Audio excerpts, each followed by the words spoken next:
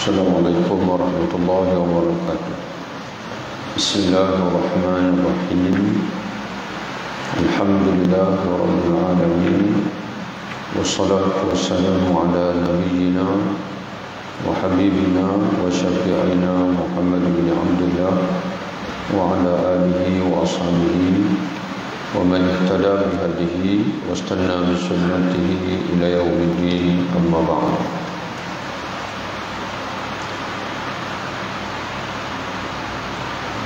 Hadis yang ke-15 muka surat 19. Kita mulakan dengan himpunan hadis 40 kelahiran Nabi SAW dan menyintai baginda. Kemudian kita akan sambung pada menyelami rahsia suratul Fatihah. An Anas ibn Malik radhiyallahu anhu an Nabi sallallahu alaihi wasallam qala salasun man kunna fihi wajada halawatal iman ayakuna Allah wa rasuluhu ahabba ilayhi mimma siwahuma wa ayyuhibbal mar'a la yuhibbuhu illa Allah illa lillah wa ayyakraha ayyauda fil kufri kama yakrahu ayyuqdafa fin nar. Rawahul Bukhari. Anas bin Malik radhiyallahu anhu menceritakan Nabi SAW bersabda, 3 perkara sesiapa yang dalam dirinya terdapat 3 perkara ini, nescaya dia telah mengecapi kemanisan iman. Yang pertama, Allah dan Rasulnya paling dikasihinya dari segala yang lain dari keduanya, termasuk dari dirinya sendiri, sebagaimana hadis sebelum ini. Yang kedua, apabila dia mengasihi seseorang, dia tidak mengasihinya melainkan kerana Allah, sebagaimana dalam hadis yang lain yang disebutkan awsaqa ural iman al-hubbu fillah wal-bughdu fillah. Di antara tanda kukuhnya ikatan iman dalam hati seseorang itu ialah kasih kerana Allah dan juga cinta kerana Allah. Apabila dia mengasihi seseorang kerana Allah, dia mengasihinya kerana Allah, dan apabila dia membenci seseorang pun kerana Allah Ta'ala. Dan yang ketiga, dia membenci untuk kembali kepada kekufuran sebagaimana dia benci dihumbankan ke dalam neraka. Jadi dia menjaga dirinya daripada kufur sebagai untuk mengelak dia akan dimasukkan oleh Allah dia dalam neraka, kerana sebagaimana Allah Subhanahu wa taala menyebutkan dalam surah Al-Baqarah, wa jannatin fattaqun nar allati u'iddat lil kafirin, maka takutlah kamu akan neraka yang mana disediakan neraka itu untuk orang-orang kafir, orang-orang kufur kepada Allah Ta'ala. Nah, itulah hadis kita pada malam ini, hadis yang ke-15. Malam ini kita baca satu saja kerana hadis 16 itu hadis yang agak panjang juga. Kemudian tuan-tuan sekalian, pada malam ini rahsia daripada suratul Fatihah yang ingin kita lihat dalam salah satu rahsia yang dapat kita selami ataupun dapat kita pelajari daripada suratul Fatihah ini ialah tentang tarbiyah ilahiyah, didikan Allah Subhanahu wa taala. Dalam muka surat 67, iaitu di sebalik nama Allah Ar-Rabb, Alhamdulillahi Rabbil Alamin, segala puji, segala sanjungan, segala kebesaran hanya layak bagi Allah Subhanahu wa taala, kerana dia adalah Rabb bagi sekalian alam. Ar-Rabb bermakna al-murabbi, iaitu yang memelihara, menjaga, mendidik dan menguruskan urusan orang lain hingga mencapai kesempurnaan. Nah, itu makna kalimah ar-Rabb. Sebagaimana kita dapat lihat dalam beberapa tafsir, di antaranya Safatut Tafasir, Mahasinut Ta'wil, Syekh Jamaluddin Al-Qasimi, Safatut Tafasir, Syekh Muhammad Ali As-Sabuni. Kemudian dalam Taisir Al-Karim Ar-Rahman, Syekh Abdul Rahman As-Sa'di, kata mereka asal bahasa tu, dari segi bahasa tu, Ar-Rabb itu ialah Al-Murabbi. Al-Murabbi, macam kita selalu orang Melayu, kalau Murabbi ni dia guna dalam untuk pendidikan. Tapi makna Allah sebagai Ar-Rabb seperti itu, dia bukan saja didik dari segi ilmu, tapi dari segi tembusaran, dari segi perkembangan dia panggil. Daripada kecil sampailah kita dewasa. Kemudian begitulah juga pokok-pokok dan sebagainya, daripada benih tumbuh dia panggil, sehingga menjadi batang, kemudian menebitkan daun, kemudian buah-buahan dan sebagainya. Itu semua tarbiyah ilahiyah, bagaimana Allah Ta'ala melihara, Allah Ta'ala mengasuh. Menurut Syekh Muhammad Ali As-Sabuni, perkataan Ar-Rabb adalah pecahan daripada at-tarbiyah yang bermaksud mengislahkan, yakni mengelokkan urusan orang lain dan menjaga kebajikan. Jadi sebab itu tuan-tuan sekalian, kita dalam hidup ini tak boleh bergantung pada makanan, tak boleh bergantung pada ubat, tak boleh bergantung pada suplemen itu ini. Tapi itulah yang diajar kepada kita. Kalau nak sihat saja, makan itu ini. Itu ikhtiar, tapi jangan lupa asas kita ni adalah ihfazillah yahfazka, sebagaimana dipesan dalam hadis, jagalah Allah, Allah akan jaga, Allah akan jaga kamu. Menurut Syekh Jamaluddin Al-Qasimi, at-tarbiyah bermaksud menyampaikan sesuatu kepada kesempurnaannya sedikit demi sedikit. Nah, itu tarbiyah kita sekalian.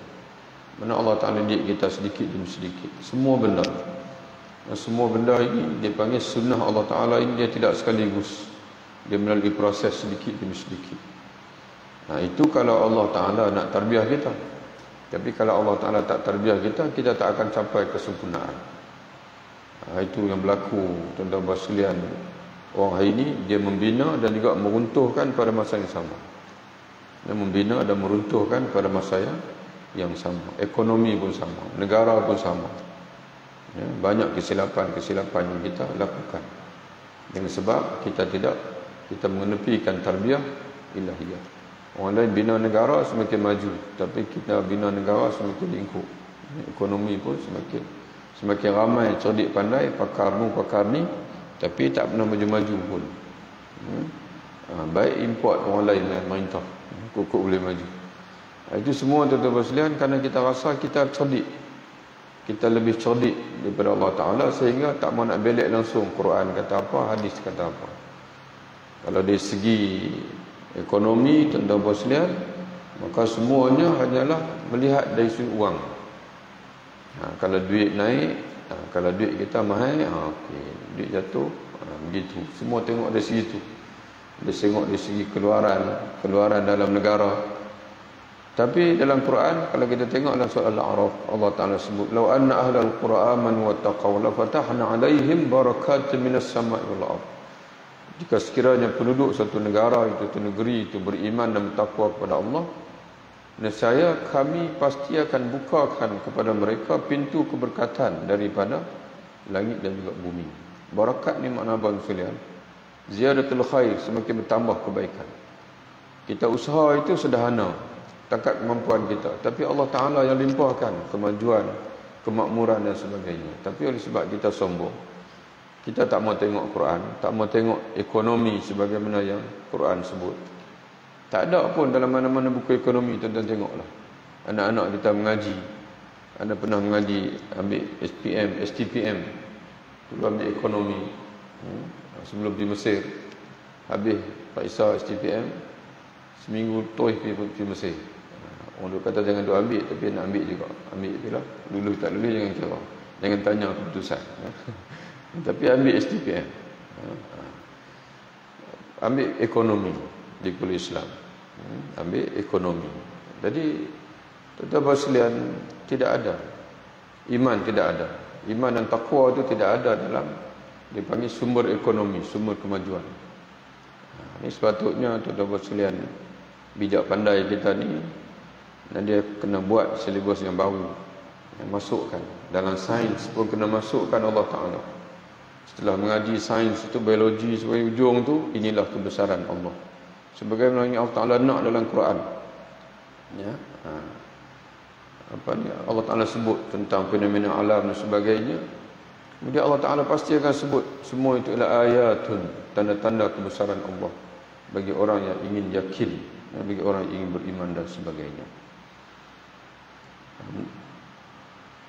Jadi tarbiyah ini ialah menyampaikan sesuatu kepada kesempurnaannya sedikit demi sedikit. Itu makna tarbiyah.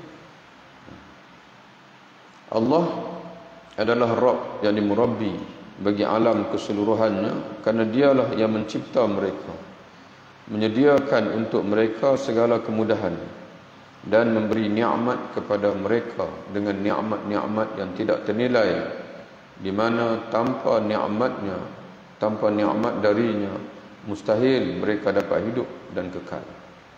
Jadi sebab itu, sebagaimana firman Allah, wa ma bikum min ni'matin fa min Allah summa idza massakumud durru fa ilaihi taj'arun. Dan apa-apa nikmat yang ada pada kamu, maka adalah ia dari Allah semua, tidak ada satu pun, tak terkecuali satu pun. Kemudian apabila kamu ditimpa kesusahan, maka kepadanya lah kamu meraung meminta pertolongan. Surah An-Nahl ayat 53. Jadi sebab itu kita kena ingat sentiasa, tuan-tuan sekalian, wa ma bikum min ni'matin fa min Allah. Apa saja nikmat yang ada pada kamu, maka semua daripada Allah. Jadi sebab itu kita disuruh oleh Allah untuk bersyukur. Kita bersyukur, tuan-tuan sekalian, alhamdulillah. Dan dalam salat Allah Ta'ala jadikan kita ni wajib tiap-tiap hari 5 waktu sehari semalam. Dan Allah Ta'ala mengajar kita untuk mengucapkan alhamdulillah setiap kali baca Fatihah. Dan alhamdulillah itu merupakan kalimat syukri, kalimah syukur, kalimah bersyukur kepada Allah Ta'ala. Dan para ulama menyimpulkan nikmat yang Allah Ta'ala bagi kepada kita ini merangkumi dua. Banyak-banyak itu dia dua, dipecahkan kepada dua. Yang pertama dia panggil ni'matul ijad. Nikmat Allah menjadikan kita, mengadakan kita. Dulu tak ada, kemudian kita ada. Yang kedua ialah ni'matul imdad.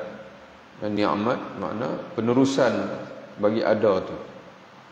Dulu daripada tak ada, Allah Ta'ala bagi kita ada. Kemudian nak terus ada itu perlukan nikmat yang setiap detik.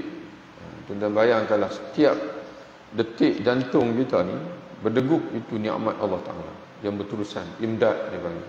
Sehinggalah Allah Ta'ala mentakdirkan berhentinya jantung itu. Itu pun berhenti, yang itu nikmat jantung itu berhenti. Tapi kalaulah kita beriman kepada Allah, Allah Ta'ala akan teruskan nikmat yang baru dalam alam yang baru, iaitu dalam alam kubur. Kemudian nanti di akhirat lagi. Itu tuan-tuan yang rahmati oleh Allah Ta'ala sekalian.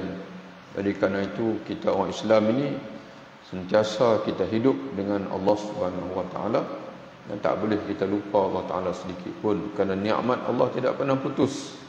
Nikmat Allah, tarbiyah Allah Ta'ala tidak pernah putus kepada kita. Menurut Syekh Abdul Rahman As-Sa'di, tarbiyah Allah kepada makhluk, ini penting tuan-tuan sekalian. Sebahagian orang dia hidup dengan satu tarbiyah saja. Tapi kita orang Islam ini, insya-Allah kita hidup dengan dua tarbiyah Allah Ta'ala. Hanya saja dengan ada dua tarbiyah inilah kita akan mencapai kebahagiaan abadiyah, as-sa'adah al-abadiyah, sebagaimana selalu disebut oleh Imam Al-Ghazali dalam kitab dia. Imam Al-Ghazali ini, dia kata tujuan kita hidup di muka dunia ini ialah untuk kita mencapai kebahagiaan abadi di akhirat. Bukan untuk kita mengecapi kebahagiaan sementara di sini. Tapi untuk kita menggunakan apa saja yang ada di dunia ini bagi kita mencapai kebahagiaan as-sa'adatul abadiyatu fil akhirah, kebahagiaan abadi di akhirat. Maka Syekh Abdul Rahman As-Sa'di dia kata tarbiyah Allah kepada makhluk ada dua bentuk, iaitu tarbiyah umum dan tarbiyah khusus. Yang pertama tarbiyah umum, yakni tarbiyah yang merangkumi sekalian makhluk, termasuk orang kafir. Allah Ta'ala pelihara, Allah Ta'ala didik, Allah Ta'ala atur sedikit demi sedikit. Selagi dia ada atas muka dunia ini, Allah Ta'ala jamin rezeki dia, kehidupan dia. Begitu juga tumbuh-tumbuhan dan sebagainya.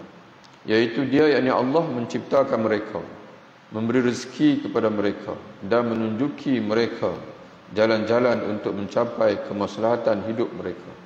Dengan tarbiyah umum ini, mereka dapat kekal di dunia. Jadi kalau Allah Ta'ala berhenti mentarbiyah, tak akan ada yang kekal. Kalau Allah Ta'ala berhenti saja mentarbiyah manusia, mendidik, melihara manusia, tidak akan ada yang kekal. Dia akan berhenti di situ. Dia akan stop di situ. Jadi sebab itu syukur kepada Allah Ta'ala ini hendaklah senantiasa. Senantiasa kita melahirkan syukur tanpa henti. Dan di antara sebesar-besar tanda syukur selain daripada kita mengucapkan alhamdulillah ialah ibadat. Ibadat kita itu di antara tanda syukur kepada Allah. Dan Allah Ta'ala pesan kepada Nabi Muhammad SAW sendiri, wa'budu rabbaka hatta ya'tiyakal yaqin. Sembahlah olehmu wahai Muhammad SAW akan Tuhanmu, beribadahlah kamu kepada Tuhanmu sehingga datang kepada kamu kematian. Lagi tak mati, tugas kita beribadah kepada Allah. Hatta ada ulama-ulama, awliyaus salihin, hatta dia minta sebelum mati, dia minta, ya Allah, ya Tuhanku, izinkanlah untuk aku meneruskan ibadatku selepas aku mati. Jadi sebab itu ada awliya Allah salihin. Kalau tak silap ada hadis Nabi SAW menceritakan Nabi Musa AS dalam kuburnya pun masih semayang. Nabi Musa semayang al-kamakal Nabi SAW. Jadi tapi kita ni kalau boleh, memang kata-kata kita begitulah. Kalau saya mati, saya nak dapat nikmat Allah Ta'ala, tak mahu dah. Itu tuan-tuan sekalian kita. Sebab kita rasa sembahyang ni tanggungjawab. Tanggungjawab. Bila selesai tanggungjawab, selesailah. Tapi orang lain, awliya Allah salihin, sembahyang ni adalah nikmat, keseronokan bersama dengan Allah Subhanahu Wa Ta'ala. Kita kalau boleh cepat-cepat nak berhenti. Kalau imam sembahyang baca lama sikit, kita dah mula resah dah belakang. Esok tak main dah. Tarawih lah, tarawih bila masjid imam baca panjang sikit, nanti kurang lah jemaah. Sebab kita tak boleh dipanggil apa, kerana kita rasa ibadat bagi kita itu tanggungjawab, kewajipan.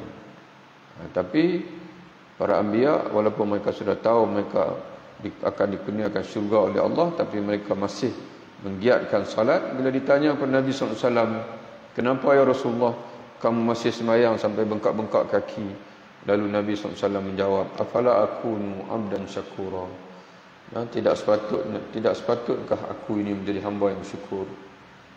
Jadi sebab itu Nabi, kalau dia nak salat untuk syurga, dia syurga dah dapat dah. Syurga dah confirm. Kalau dia nak salat untuk bebas dari neraka, neraka memang dia tak akan masuk neraka. Habis kenapa dia sembahyang begitu banyak? Semalam 2 jam, 3 jam. Dalam satu hadis menceritakan Nabi sembahyang satu malam surah Al-Baqarah, surah Ali Imran, surah An-Nisa. Tuan-tuan bayang kalau balik buka dalam mushaf tengok. Satu malam Nabi sembahyang 3 surah itu. Surah Al-Baqarah, surah Ali Imran, surah An-Nisa. Lebih kurang apa? Juzuk, 5 juzuk. Satu malam. Satu juzuk lebih kurang 40 minit. Kalilah berapa? Lebih kurang 3 jam. Rasulullah SAW salat pada malam hari, berdiri begitu lama sehingga tawarrama qadamahu, bengkak-bengkak, merah kakinya. Jadi kerana nak menzahirkan syukur kepada Allah Subhanahu Wa Ta'ala. Jadi sebab itu, oleh kerana tarbiyah Allah Ta'ala ni, walaupun dari segi umum, dan belum khusus lagi, umum, dari segi umum, tidak pernah putus. Jadi sebab itu syukur kita kepada Allah Ta'ala juga mesti senantiasa. Yang kedua, tarbiyah khusus, iaitu tarbiyah Allah untuk para walinya, yakni hamba-hamba yang beriman dan taat kepadanya. Wali Allah Ta'ala ni tuan-tuan sekalian, dia ada 2, wali yang khusus, wali khusus. Tapi orang Melayu ni maknanya selalu dia sebut wali Allah tu rujuk pada khusus itu, iaitu orang yang sudah mencapai satu martabat ketinggian di bawah daripada martabat al-anbiya, yang disebut dengan as-siddiqin. Itu wali yang khusus. Tapi wali dari segi umum, setiap orang beriman dan bertakwa kepada Allah adalah wali Allah. Allahu waliyul ladzina amanu. Allah adalah wali orang beriman. Jadi termasuk kita ni adalah wali Allah. Wali tanpa karamah dia panggil. Wali tanpa karamah. Jadi sebab itu jangan faham kata wali Allah Ta'ala ni hak yang boleh terbang di langit, boleh jalan di atas hayang. Itu wali karamah. Kalau ada lah tuan-tuan sekalian. Sebenarnya kadang-kadang orang yang tak wali pun dia boleh tunjuk benda pelik begitu pada kita. Lalu bila tuan-tuan faham wali ni orang yang boleh buat benda pelik, maka senang terpengaruh. Jadi sebab itu senang terpengaruh. Dalam masyarakat Melayu pun ramai orang yang menjadi pelopor ajaran sesat dan dia boleh buat benda-benda pelik. Sebab itu ada pengikut. Ada pengikut. Kerana dia bersandar kepada ukuran itu dengan melihat benda luar biasa. Tuan-tuan sekalian kena ingat, benda luar biasa ni selain mukjizat dan juga karamah, ada sihir. Ada yang berupa sihir. Jadi kerana itu jangan ukur seseorang dengan melihat kepelikan dan sebagainya. Ukur dengan sejauh mana dia taat kepada Allah dan Rasul. Sejauh mana dia taat kepada Allah dan juga Rasul. Itu yang diajar oleh Nabi SAW kepada kita. Tuan-tuan sekalian, ada seorang ulama sufi, Syekh Al-Azaim, pada zaman dia waktu di Mesir dulu, pernah hadir satu kuliah ceramah yang dianjurkan oleh kumpulan tarekat Sufiah Al-Abu Azaim ni. Dia cerita tentang pengasas tokohnya Imam Muhammad Madhi Abul Azaim. Dia seorang ulama sufi. Satu hari dia berjalan pergi kampung dakwah, bertemu dengan satu kelompok golongan yang suka ni lah benda-benda pelik ni. Di antara yang mereka tunjukkan kepada orang lain kebenaran, seolah itu dalil bukti kebenaran. Iaitu mereka ni boleh bermain dengan ulat bisa. Ulat bisa ni maknanya akan tunduk dengan mereka. Kalau kena patuk pun bisa tu tak lut. Jadi bila dia masuk berdakwah dalam kampung tu pun mereka tunjukkan dia, tengok. Ini dia panggil karamah kami. Kamu karamah apa kamu ada? Lalu dia jawab apa tuan sekalian? Dengan ulat kamu tu berapa orang dah masuk Islam? Dia tanya itu.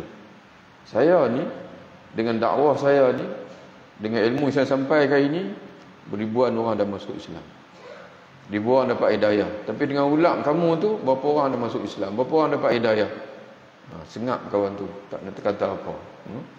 Jadi begitu tuan-tuan puan sekalian, kita kena mengaji begitu. Jangan kira benda luar biasa, benda yang pelik-pelik saja. Orang akan tipu kita. Paling pelik tuan-tuan sekalian di akhir zaman nanti ialah Dajjal. Paling pelik tuan-tuan puan sekalian. Jadi sebab itu ada seorang lelaki, dia pemuda, dia berdepan dengan Dajjal. Dajjal bunuh dia. Kemudian Dajjal hidup kembalikan dia. Lalu Dajjal kata dekat dia, macam mana sekarang, tak yakin lagi kah bahawasanya aku ni Tuhan kamu? Lalu dia kata, aku bertambah yakin sekarang bahawasanya kamu pembohong. Itu ilmu. Itu ilmu. Dajjal ni, di wajah dia tu ada kafara, ada kafir, dia tulis itu. Dan juga tuan-tuan sekalian, bila kita mengaji tauhid, la ilaha illallah, sifat-sifat Allah, Dajjal dia mengaku Tuhan. Laisa kamitsli syai'. Tuhan ni tidak sama dengan apa-apa. Kita faham yang tu pun dah cukup dah untuk kita kata dekat Dajjal, kamu bohong. Tidak ada siapa pun yang boleh mengaku Tuhan. La ilaha illallah. Tuhan ni hanya satu saja. Begitulah tuan-tuan sekalian. Tujuan kita mengaji sifat 20 kah, mengaji apa sajakah, selain daripada untuk kita beramal, kita boleh faham, boleh ukur. Dia ni macam mana ni. Kita mengaji. Dan sebab itu nak mengaji pun tuan-tuan sekalian, dan mengaji pun kena mengaji kitab-kitab yang orang lain mengaji. Jangan mengaji kitab yang orang lain tak mengaji. Contoh mata akidah. Jangan tuan-tuan mengaji daripada orang yang tak dikenali, kemudian kitab pula tak dikenali. Orang mengaji tuan-tuan sekalian, Aqidatul Awam, Ummul Barahin. Itulah kitab-kitab orang dulu mengaji, maka kita pun mengaji. Ataupun kalau orang yang dia tak mau mengaji dengan dipanggil cara tarik ilmu kalam, dia mengajilah kitab Akidah Tahawiyah. Ya, akidah At-Tahawiyah Imam Abu Ja'far At-Tahawi yang dipelajari oleh ulama-ulama Ahlussunnah wal Jamaah sebelum kita. Fiqh pun sama juga, tuan-tuan sekalian, mengaji kitab yang orang lain mengaji. Yang orang dulu mengaji. Orang dulu jadi baik dengan kitab itu, maka kita pun jadi baik dengan kitab tersebut. Kitab tulisan-tulisan Imam Nawawi sebagai contohnya. Fatwa pun sama juga. Rujuk ulama-ulama dia panggil ulama muktabar. Mazhab pun sama. Syafi'i, Maliki, Hanafi, Hambali dan sebagainya. Jangan duk cari mazhab-mazhab pelik. Mazhab-mazhab yang tak tahu ke mana halau. Jadi akhirnya kita sesat tanpa sedar. Balik tuan-tuan sekalian. Tarbiyah khusus itu tarbiyah Allah untuk para walinya. Ini hamba-hambanya yang beriman dan taat kepadanya. Iaitu dia mendidik mereka dengan iman. Tarbiyah khusus. Kalau Allah Ta'ala sayang dekat kita, kasih dekat kita, dia nak memberi kebahagiaan abadi untuk kita dunia, alam barzah, alam akhirat, dia akan bagi iman dekat kita. Iaitu dia mendidik mereka dengan iman, memberi taufik kepada mereka dengan iman, menyempurnakan iman itu untuk mereka dan menjauhkan mereka dari perkara-perkara yang menjadi hijab atau penghadang antara mereka dengan dia. Maknanya tak ada hijab kita dengan Allah. Kita mengenali Allah, kita berhubung dengan Allah, dan di akhirat nanti kita melihat Allah Ta'ala. Allah Ta'ala akan angkat hijab kita dengan dia. Hijabun nur, dalam hadis menyatakan Allah Ta'ala ada sekarang ni tuan-tuan sekalian, tapi dia tak izin lagi untuk kita tengok dia. Jadi apa yang menghadang Allah Ta'ala itu, dalam hadis Nabi kata hijabun nur, hijab Allah Ta'ala itu adalah cahaya, nur. Hakikat tarbiyah khusus ini ialah memberi petunjuk taufik kepada segala kebaikan dan memelihara dari segala kejahatan. Itu dipanggil hakikat tarbiyah khusus ini, taufik itu.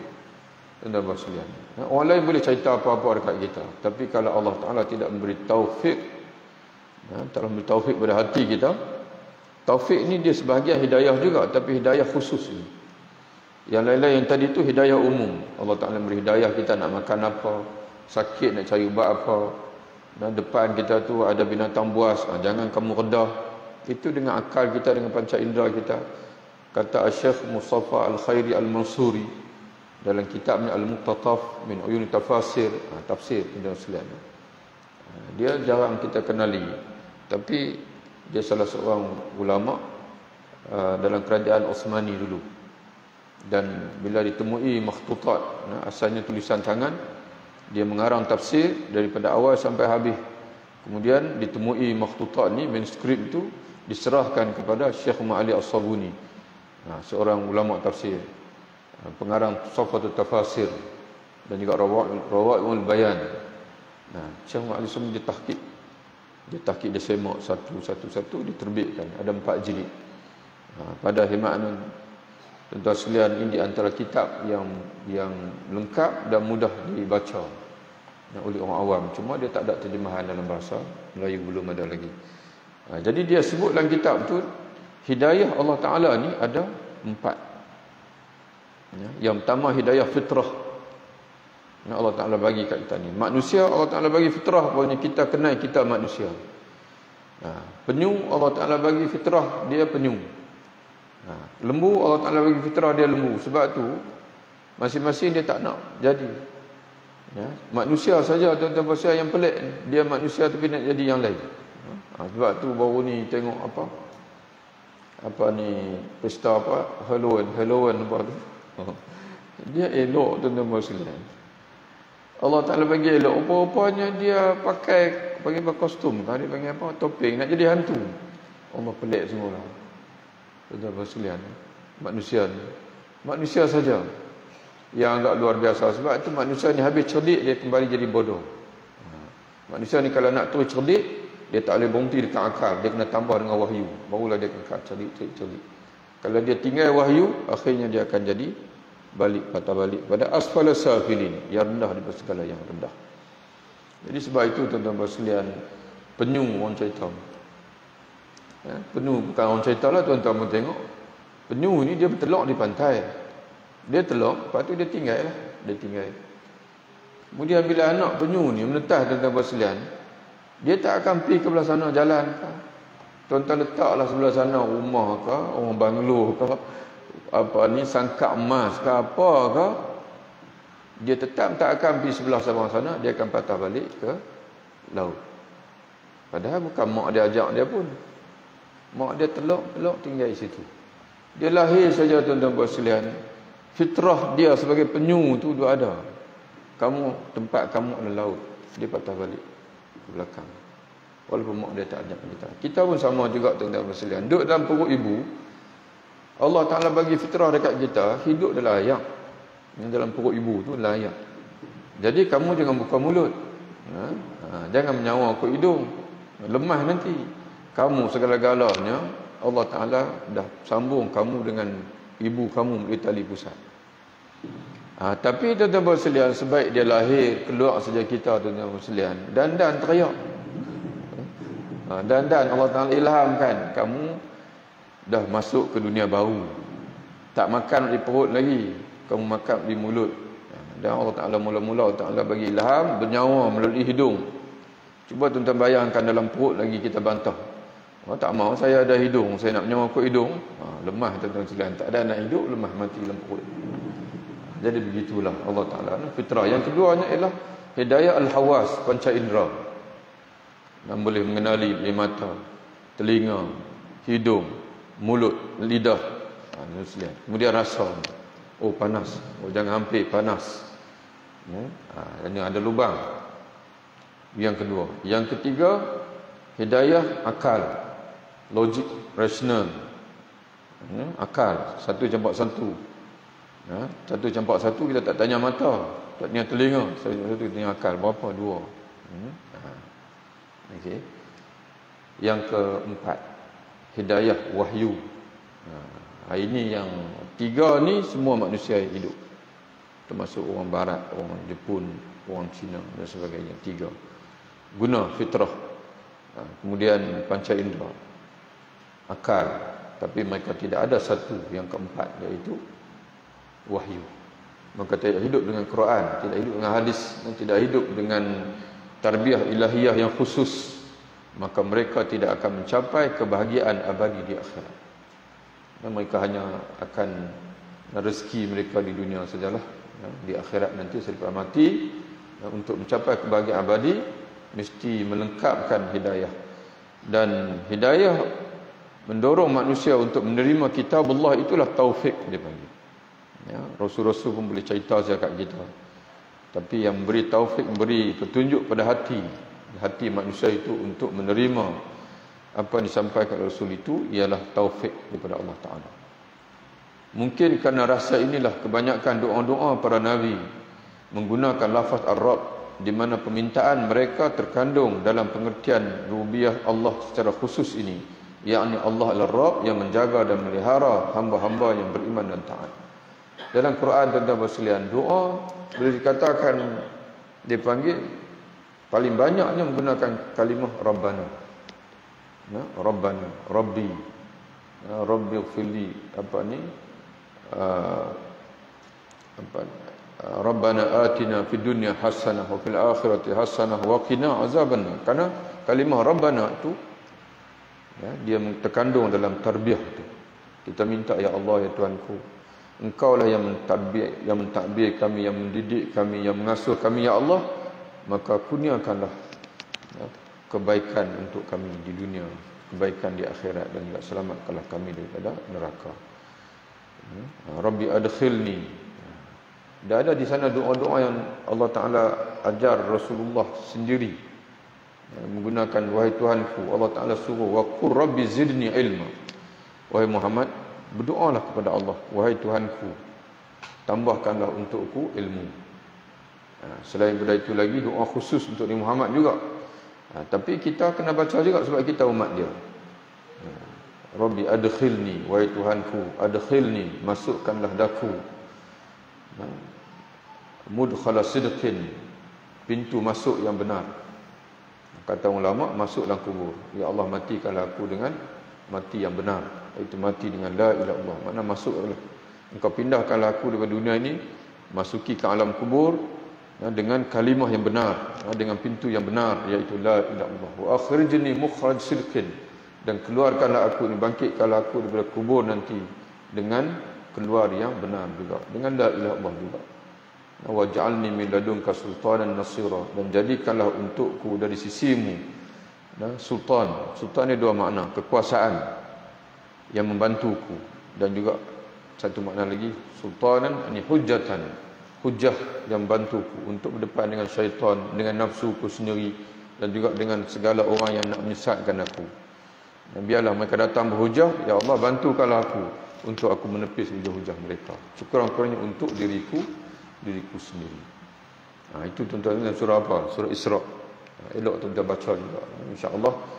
Mudah-mudahan dengan kita melazimi doa ini, kita akan mati dengan mati yang baik, dan masuk dalam kubur dengan kalimah la ilaha illallah. Rabbi adkhilni mudkhala sidqin wa akhrijni mukhraja sidqin waj'al li min ladunka sultanan nasira. Perkataan Arab secara tunggal tidak harus dinamakan melainkan kepada Allah Taala sahaja. Itu di segi nama Allah lah, Al-Rabb. Al-Rabb ini di antara nama-nama Allah yang tak boleh tidak harus kita berkata Al-Fulan Al-Rabb. Namun jika diidafatkan, yakni disandarkan perkataan Rabb itu kepada sesuatu yang khusus di Rabbul Bait, bermaksud pemilik rumah ataupun tuan rumah dan sebagainya, haruslah diharuskan. Selain itu, selain daripada memberi makna murabbi, Tuhan yang mendidik, mengasuh, kalimah Arab juga memberi makna berikut: As-Sayyid Al-Muta', tuan yang dipatuhi; Al-Muslih, yang elokkan atau yang baiki; Al-Malik, yang miliki; dan Al-Ma'bud, yang disembah. Itulah tuan-tuan alhamdulillah Allah Ta'ala sekalian, pada malam ini kita satu saja rahsia. InsyaAllah minggu depan kita sambung lagi rahsia yang lain, iaitu gandingan rahmat dan juga kekuasaan. Allah Ta'ala ni gandingan suratul Fatihah, Ar-Rahman Ar-Rahim, Ar-Rabbil Alamin, dan juga Ar-Rahman Ar-Rahim. Kenapa diulang sekali lagi Ar-Rahman Ar-Rahim, padahal di awal ayat yang pertama pun telah sebut Bismillahirrahmanirrahim, ada disebut nama Ar-Rahman Ar-Rahim. Tapi kenapa di tengah-tengah itu diulang lagi Ar-Rahmanur Rahim? Apa yang ingin Allah Ta'ala nak kita faham di situ? Iaitulah rahmat dipanggil. Hidup kita ini dengan rahmat Allah dan juga dengan tarbiyah ilahiyah tadi. Dan di samping dengan kita memahami perjalanan alam ini semuanya adalah diatur oleh Allah Ta'ala, tertakluk dengan kekuasaan Allah Subhanahu wa Ta'ala. Wallahu a'lam bishawab. Assalamualaikum warahmatullahi wabarakatuh.